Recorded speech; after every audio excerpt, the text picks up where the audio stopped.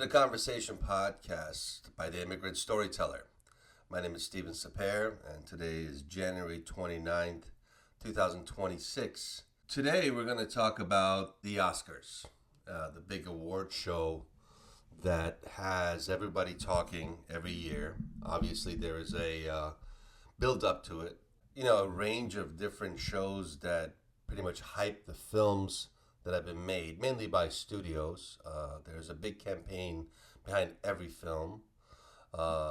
Shows like the Golden Globes, the Critics' Choice Awards, SAG Awards, BAFTA Film Awards, the Film Independent Spirit Awards, the Grammys, you name it, the Producers Guild Awards, Writers Guild Awards, etc., etc. It just keeps going.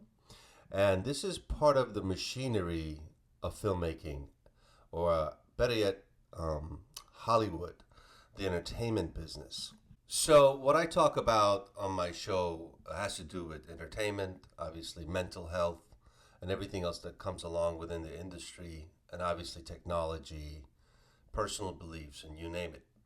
So one of the things that I think is quite important to point out is that when filmmakers set out to make a movie, very seldom do they think about the marketing aspect of it. So when it comes to the Oscars, there is this machinery behind every motion picture.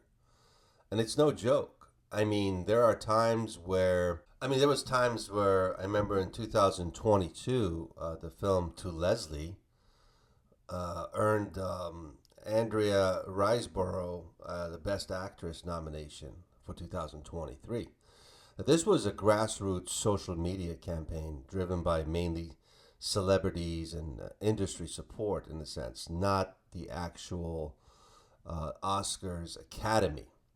So a lot of studios were upset about this. They even went to the length of trying to disqualify the film. Now, mind you, from their perspective, they've spent millions of dollars campaigning for this award. So when a film comes out of nowhere and it gets nominated, it's kind of rare. You kind of have to pay to play, in a sense, when it comes to award shows like that. So at that point, I believe it didn't win anything. I don't recall it. So it didn't win anything. So everybody kind of took a breath. And the reason for that is that these movie companies, have spent millions and millions of dollars. And because of that, they don't want anybody just to fall into place. It goes out in the same ideas of anything when it comes to, social media.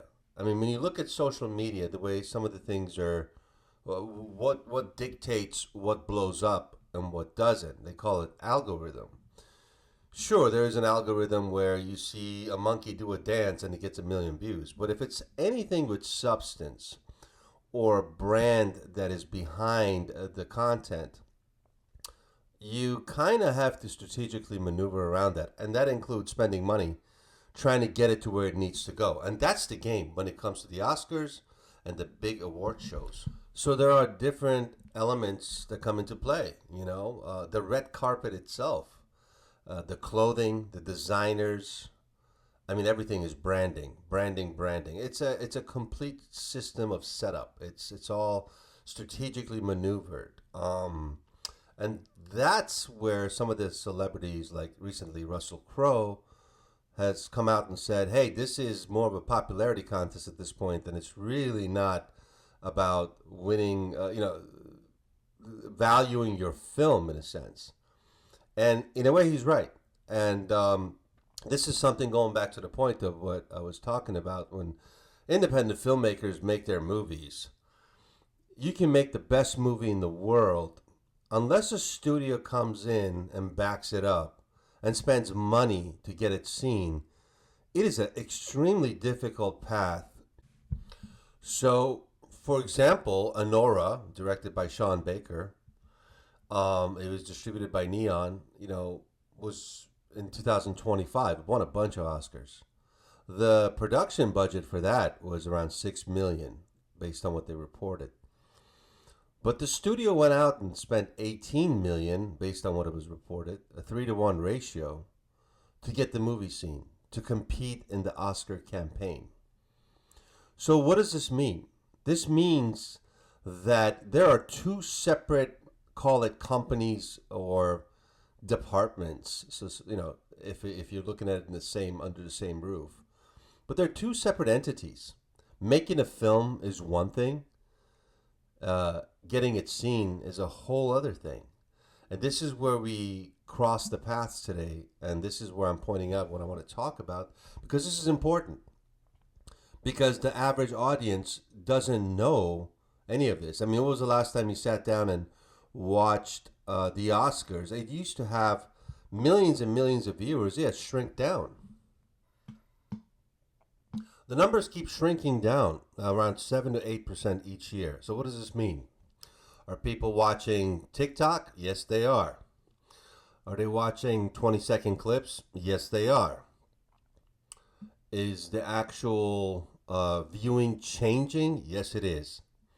And so what does the Academy Awards, the television system, the film system do?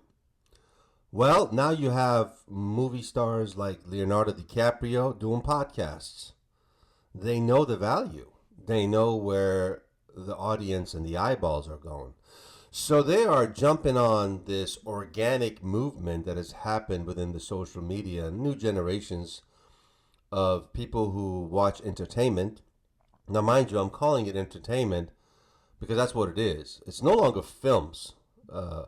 To sit down and watch a 2-hour film, that is very rare, or hour and a half, or whatever it is. Netflix is another prime example. They have this new movie with Matt Damon and Ben Affleck, directed by Joe Carnahan, called The Rip. And all three guys are in the mix, podcasts, mainly the two stars, Ben Affleck and Matt Damon. And they are promoting the shit out of this thing and trying to get it to be number one. Now, Joe Carnahan is a super talented director, and I'm a big fan of his work. And he's actually a nice guy. But the idea of Netflix going straight to a streaming, which is their platform, and showing the movie is something that now they got to get eyeballs on. Now, kudos to Matt Damon and Ben Affleck for working out a deal for the entire crew to get paid if the movie does well. So that is, as small as this sounds for the industry, it is not. It is actually a titanic moment that is very quietly kind of seeping in here. They're the two pioneers that are working towards this breakdown of profit sharing. And this is something where the industry has failed tremendously. Everybody knows about the ideas of accounting when it comes to back-end deal points. You basically never see them. And if you study the idea of a studio system that gives you the back-end points, I'll keep it simple. It becomes they charge percentage on the monies that they put in for marketing, for different types of services they provide. They're charging a fee for the money that they're putting into the pie for their own movie. Meaning, let's just say they put $5 million into a marketing campaign. They're charging a certain percentage on that. Meaning, until the actual core of that money is paid back, plus the percentage of the movie, then other participants get to see what their monies may be. Now, you have to understand, this takes, 2, 3, 4, 5 years before, the numbers really kind of, settle in. Unless you're a big superstar and you ask for gross numbers, right? So when you're asking for gross, or you connect it to a theatrical numbers where the Variety reports this movie made $25 million this weekend. You can literally put that into your contract. Even those are now starting to be less and less because, again, Netflix, there is no theatrical. And one of the things that, with Paramount wanting to buy Warner Brothers, with Netflix wanting to buy Warner Brothers, it is massive control for the companies involved to control the narrative. And this is what it all comes down to. And it goes right back to the award shows. The award shows are part of what they take pride in. They say, oh, we make quality movies, but at the same time, some of these platforms also make garbage, and they know it, but they put it on because it's content, because people are watching. So the core movement of film and content is completely changing. We're in a time where, a lot of what used to be back in the day, back in the 60s, 70s, even the 80s, 90s. I saw Tequila Sunrise the other day on YouTube. Keyword, YouTube, for free, right? And it was a movie. It felt like a movie, regardless if you like Mel Gibson or Russell Crowe or not. I mean, not Russell Crowe. Kurt Russell. It was a Russell. Anyway, that to me felt like a movie, felt like an organic film. That's something that everybody was living up to when, back in the 90s and 80s trying to be a filmmaker. I remember sitting, I think it was 1995, 94, 93, whatever, and I came across this VHS tape that had all the highlights of the Oscars. Tender Mercies, 1983. Films like that you don't hear about anymore. But that was like a studio system, right? A studio system that felt quite prestigious, and the award ceremonies also felt quite magnificent and big. And those things are no longer really it, because when movie stars have to go to TikTok to promote their movie, or on Amazon Prime or any other place like that, you're looking at a shift, and the shift is real. It's happening. So every year, people are doing, the certain type of marketing that's going into it is now becoming very, very in your face, talking to your phone movement. And that is what we're looking at today. This is no longer what filmmaking used to be. Now, mind you, a lot of filmmakers, generations of filmmakers, another film that was great, 1985, was Kiss of the Spider Woman. I mean, you look at that and you go, whoa, like that is something you want to aspire to, right? But today's generation, there is this gap. There is this big gap of what filmmaking was and what filmmaking is going to be. This year's film's Best Picture nominees for the Oscars, I'm just going to cover the Best Pictures. There's a lot of different categories, obviously. Are movies that some I've seen, some I've not. Begonia is one. I have viewed that. It's not really my cup of tea, but it's up for Best Picture. And it's still an artistic perspective. It's a little dark, but it has its interesting moments. F1 I absolutely loved. Thought it was great. Frankenstein is another one that's quite interesting, but it's just not what you would expect from the film. Hamnet, Marty Supreme, again, a young lead going into this, Timothy Chalamet. They're pushing Timothy Chalamet up the ranks, really capitalizing his success. And you have to understand that is not by accident. That is by design. There is no accident that this one actor, who reminds me a little bit of Daniel Day-Lewis. When Daniel Day-Lewis won For My Left Foot, that was an amazing movie. It was a film that it just resonated. Marty Supreme is good, but it doesn't resonate. And One Battle After Another, obviously. Paul Thomas Anderson, is a fantastic director.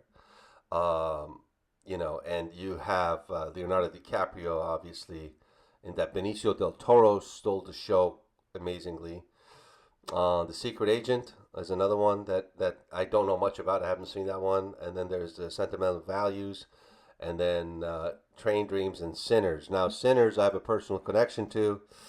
Um, the producer, Sev Ohanian, is someone who has actually read some of my work as a screenwriter and actually voted for me to win a best screenplay at the ARPA International Film Festival in Los Angeles. So when you look at Sinners and you see how creative they were with the way they made the movie, and by the way, Warner Brothers left them completely alone. They let them make their movie, which was one of the smartest things they could do. It was a calculated risk because Ryan Coogler is a fantastic director. You got a big movie star, Michael B. Jordan, and Sevahonian just coming in, and they made their movie. And they have no boundaries for this movie. It goes from a gangster film to a horror film to music. I mean, it's all over the place in a good way. So this tells you that there is this, maybe call it a freak accident or extremely specifically designed, but that goes to the production team as a whole, and the studio just happened to be Warner Brothers. Now, a lot of the studios are going to try to duplicate this. It's not going to be easy, but by hiring the same team, then these guys get to ride out that wave for quite a long time, and that's wonderful. But that's what it is. And what I'm going to do now is I'm going to talk about Tom Cruise for a minute, because Tom Cruise is one of the most passionate individuals in the game. And again, he came up from nothing. He was nobody in the game, and he made something of himself. And his passion of him, he keeps talking about. I was sitting in the dark movie theater. I was just trying to basically escaping his childhood. And by I mean, I can certainly, feel that as well. I mean, this is something that's universal. So I'm gonna play this clip, Tom Cruise, just about a minute of it, and then I'm gonna come back on the other side of it, give you my 2 cents. And by the way, on my YouTube channel, I do have a different playlist, and one of them is called My 2 Cents Film Reviews. Some of the stuff that I talk about, classic films.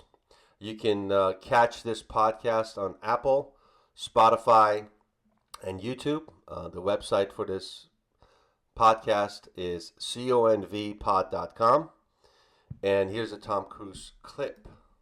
My love for cinema began when I, very early age, I mean, as early as I can remember. I was this little kid in this darkened theater, and I remember that beam of light, it just cut across the room. And I remember looking up, and it seemed to me that it just exploded on the screen. And suddenly the world was so much larger than the one that I knew.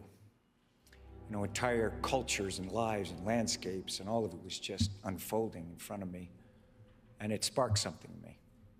It sparked a hunger for adventure, a hunger for knowledge, a hunger to understand humanity, to create characters, to tell a story, to see the world.